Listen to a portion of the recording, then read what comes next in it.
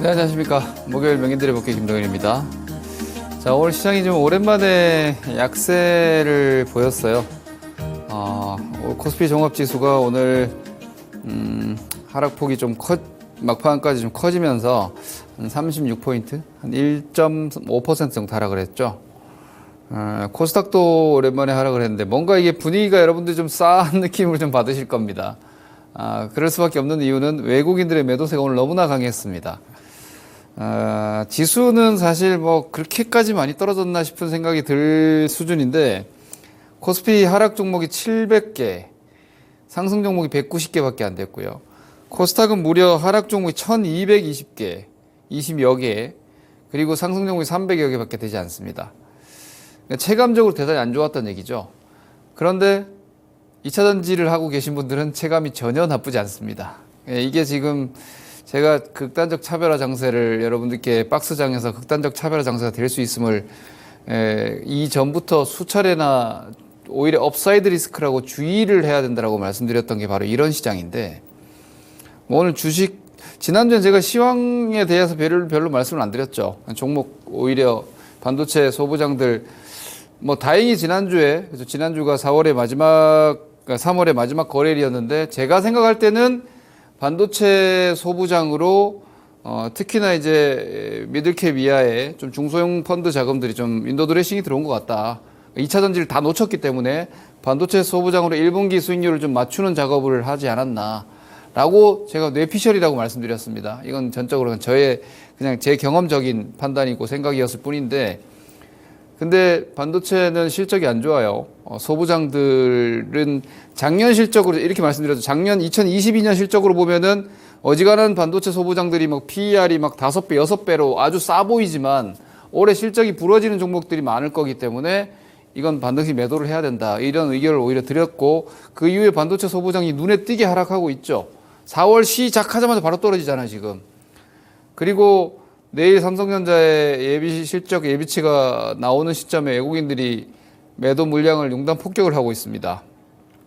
자, 제가 지난주에도 말씀드리고 있고 다른 코너들 그리고 제 유튜브 채널에서도 시황을 지속적으로 업로드를 해드리면서 이야기하고 있는 게 지금은 상승장은 아니다. 그러니까 이게 추세적으로 기술적인 반등 국면으로 작년 연말부터 들어와 있는 건 맞는데 현재 시장을 상승장이라고 볼 수는 없다고 저는 말씀드리고 있어요. 약간 헷갈리시죠? 김동현 전문가는 연말부터 매수 포지션 아니었나? 주식 사라고 그랬는데, 분명히 가지고 있으라고 그랬는데, 맞아요. 저는 지금 주식을 파시라는 얘기가 아니고요.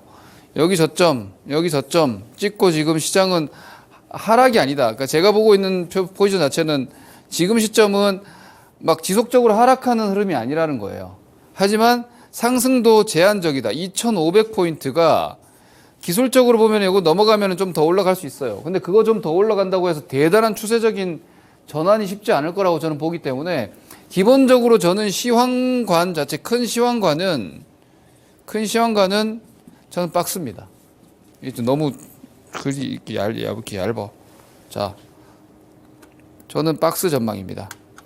그걸 일단 먼저 전제로 오늘의 움직임이랑 그런 것들을 한번 체크해 봅시다. 제가 오늘 수급을 한번 보여드리겠습니다. 이 수급이 오늘 되게 기분이 좀 안 좋은 정도의 수급이 나왔는데,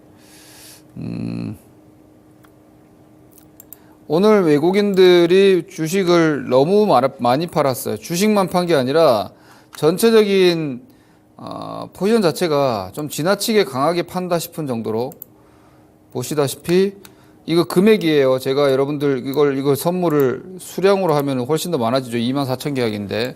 근데 몇 계약 이러면 여러분들 이해가 선뜻 안 되니까 딱 와닿지 않으니까 저는 선물 금액으로 보여드립니다. 대체로 선물을 얘기하는 분들은 계약수로 얘기하거든요. 저는 여러분들 주식 위주로 여러분들이 말씀드리기 때문에 선물 매매하는 분들은 몇 계약 이러면 딱 오는데 주식 투자하시는 분들은 몇 계약 이러면 헷갈립니다. 그래서 선물도 그냥 저는 금액으로 보여드립니다.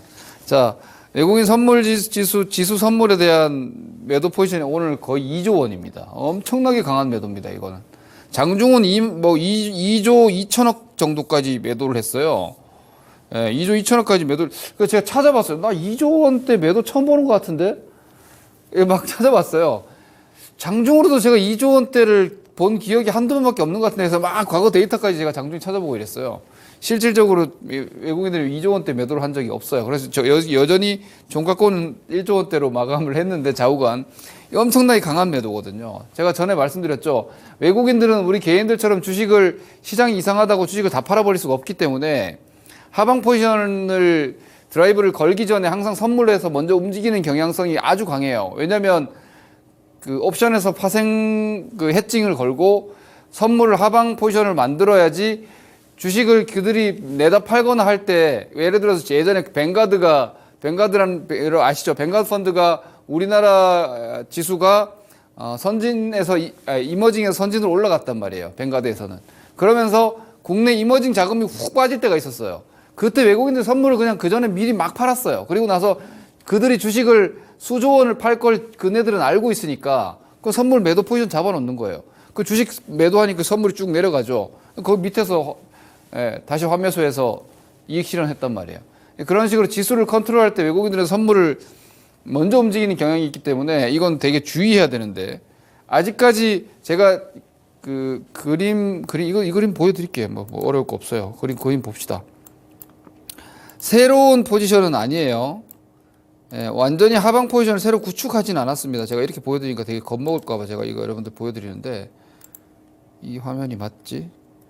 이거 보시면은 요 빨간색 라인이 외국인들의 선물 누적 포지션이에요.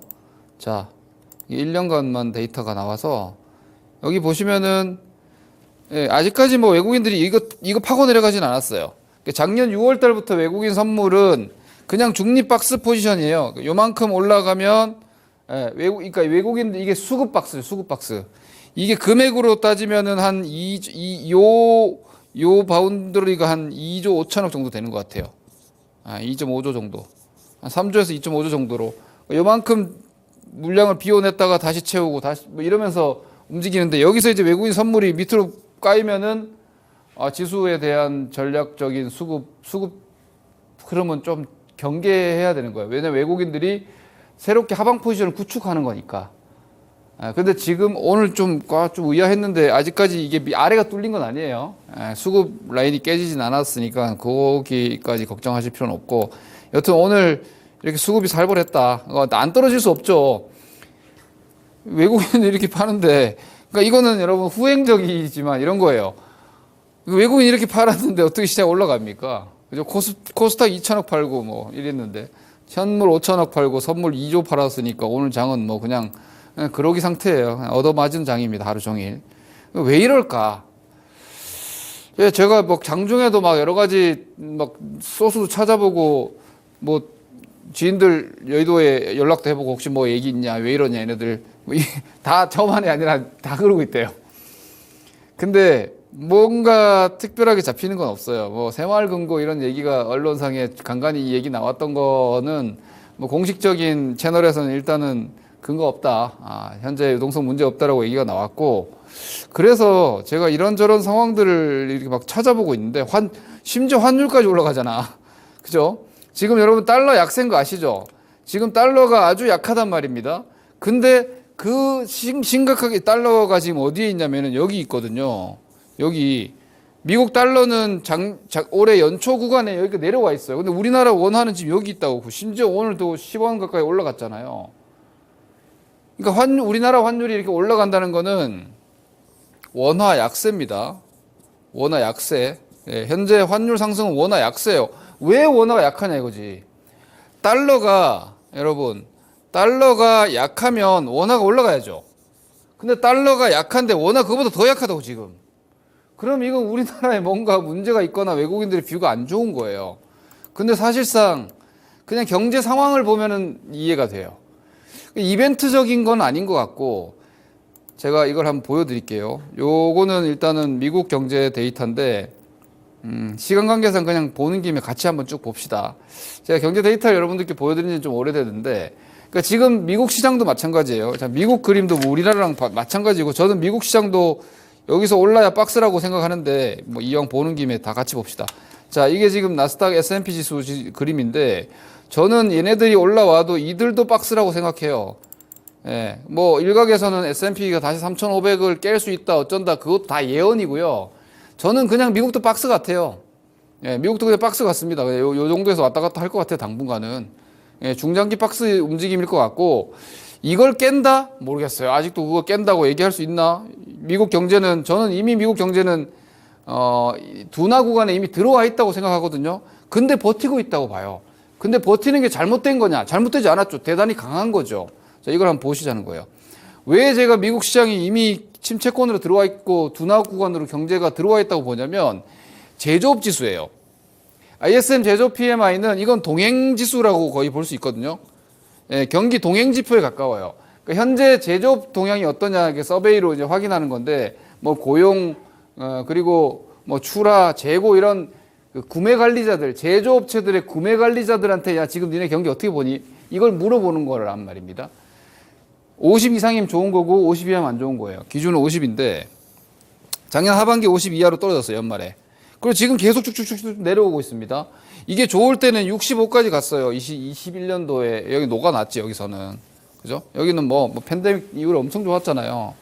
근데 계속 떨어져가지고 50 이하 내려가서 계속 떨어지고 있죠. 근데 이게 지난달에 47.7이었고 이번에 예측이 47.5였어요.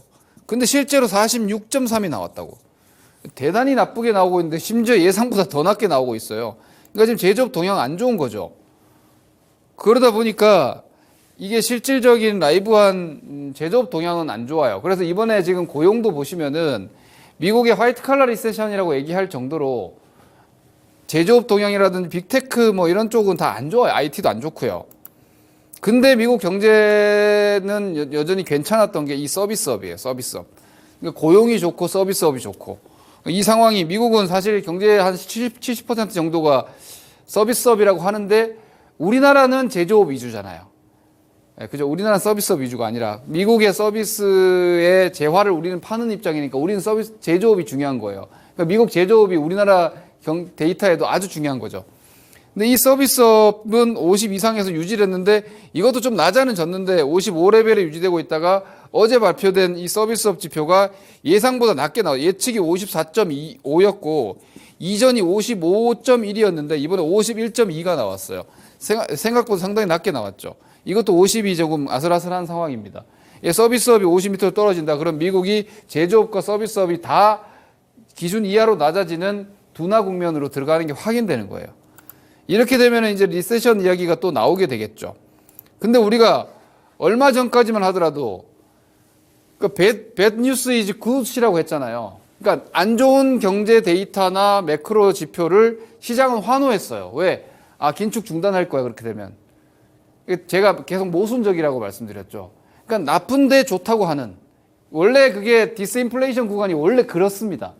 그러니까 통화정책이 전환기에는 경제가 좋으면 계속 긴축을 더 하니까 좋으면 안 되는 거야. 좀 제발 좀 나빠져라, 제발 좀 나빠져라 이러는 거예요. 유동성적 측면에서는. 주식은 EPS와 PER의 함수니까. 그러니까 유동성이 PER이고 이거는 제가 100번, 1000번 말씀드려도 돼요. 주가는 EPS 곱하기 PER이에요. 그러니까 이거 주식을 구하는 다른 방정식들이 많은데 이게 제일 기본이에요, 여러분. 이 EPS가 뭐예요? 실적. 이게 경기예요. 예, 기업들의 실적의 총합이 경기니까. EPS는 뭐예요? 우리가 소위 멀티플이라고 얘기하는 거예요. 이건 돈. 예? 돈, 유동성이에요. 그러니까 이거 EPS는 말 그대로 통화 정책의 역의관계에 있죠. 그러니까 통화 정책을 긴축을 하고 금리를 올리면은 이게 PER이 낮아지는 거예요. 그리고 금리를 낮추면은 PER이 올라가는 거죠. 그럼 당연히 주가가 올라가죠. 이렇게 되는 거예요. 자, 그동안 중요했던 건 뭡니까? 이거. 유동성이 중요했다고. 지금 여기서 주식을 까먹은 거라고요. 작년에는. 그 돈을 회수하니까 역금융 장세. 돈을 회수하니까 EPS가 낮아진 거예요. 그러니까 고퍼 받던 주식들이 다 떨어졌잖아요. 그러니까 이것 때문에 주식이 떨어진 건데, 그러니까 이제 이거 제발 좀 그만 떨어져라 했던 게 bad news is good 상태였던 겁니다. 모순적 상황. 근데 이제는 이건 이제 끝났다고. 오히려 SVB 사태 나오고 미국의 은행들 흔들리면서 이제 금융 긴축을 더 하지 않을 거라는 게 중론이 됐어요. 물론 어제 다시 또 연준 이사가 뭐 5% 이상 올라가야 된다라고 하고 한 번 정도는 더 올릴 가능성을 불을 지피긴 했지만 좌우간 시장은 이제는 이 긴축에 대한 스트레스를 별로 안 받고 있어 오히려. 그러면서 이제 여기로 넘어왔다고 EPS로.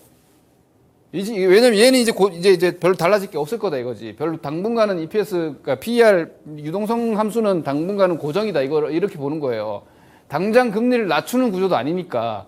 금리를 만약에 나중에 낮추는 게 시작되면은 이게 퍼가 올라갈 수 있겠죠. 그죠? 그게 주가 반등 모멘텀이 되는 거예요. 이제는 이거지. 실적 경기 여기를 본다 이거예요.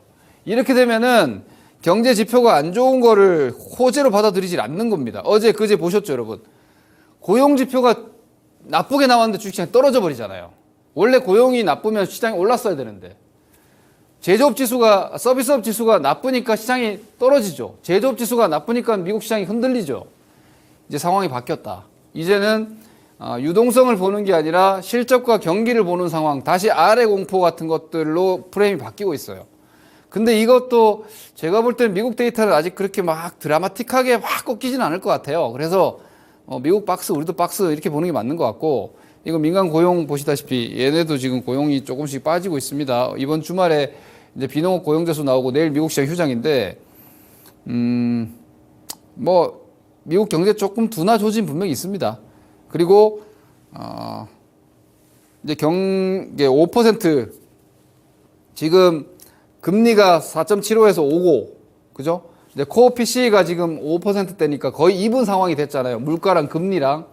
이 상태에서 경제 상황이 당연히 나빠지면 금리가 물가보다 높은 상황이 되잖아요. 이건 당연히 나중에 완화 국면이 되는 거예요.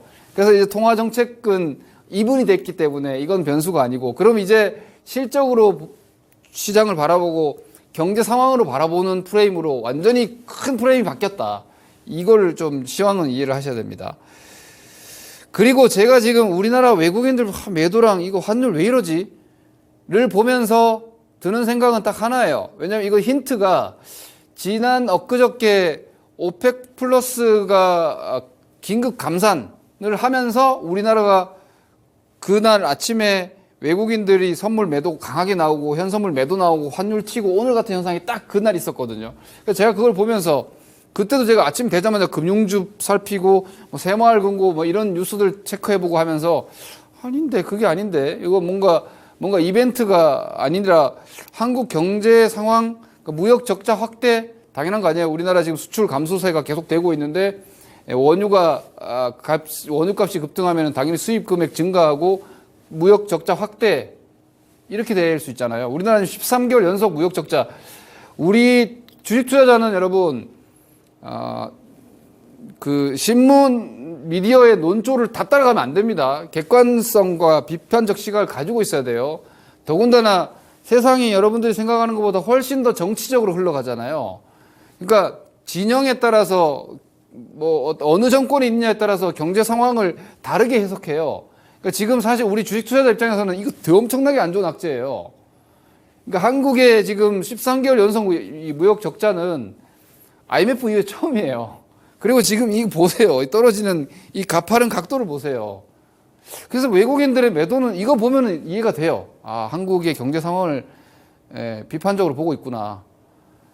그러니까 이게 돌아가야 되는데 지금 OECD 경기 선행 지수는 뭐 일부 국가들은 이렇게 돌고 있거든요, 위로. 근데 우리는 지금 이렇게 떨어지고 있어.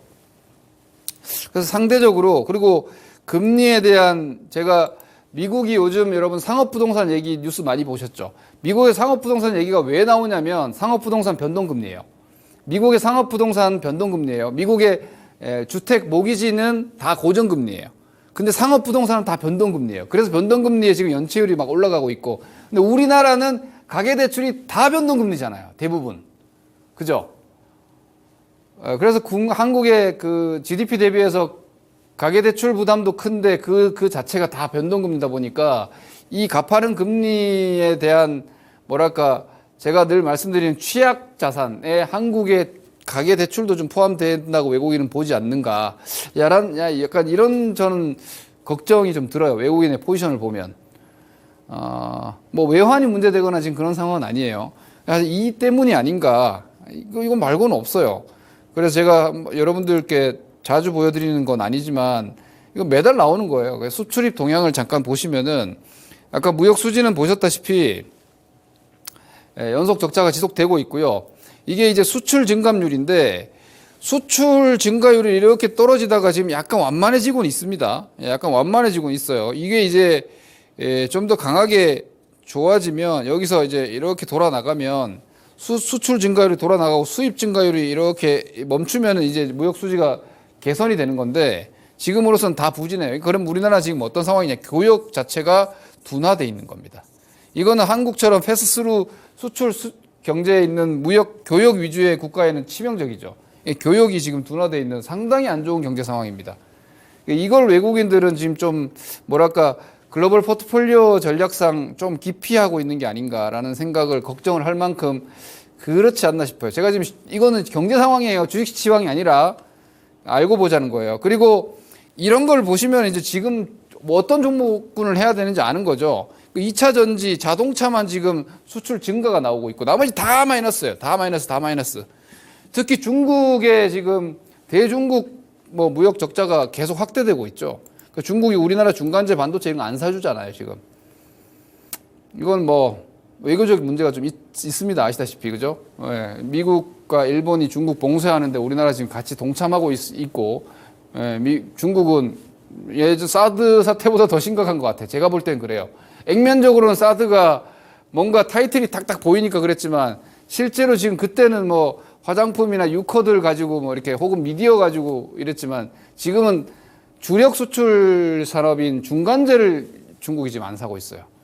그러니까 뭐 우리가 탈중국 이런 코멘트들이 나왔잖아요. 외국인들 입장에서는 원래 우리가 외교는 미국, 뭐 국방은 미국, 경제는 중국 이랬는데 이제 경제 탈중국 한다고 했으니 중국 입장에서 한번 해봐라 이거지. 이런 게 좀 외국인들 입장에서 좋게 보일 리가 없어요. 이게 아닌가 싶어서 주식 시장만 볼 게 아니라 이런 여러 가지 상황을 감안하면 지금의 상황에서는 주식 시장도 분리, 경제 상황도 판단, 그리고 업종 종목도 분리. 참 어려운 난이도 대단히 높은 시장입니다. 자, 저의 의견을 정리하고 제가 하나 더 말씀드릴 게 있어서 자, 이런 거죠. 저는 시장이 2,500이 넘느냐 못 넘느냐 이거 별로 중요하게 생각 안 하고 있습니다.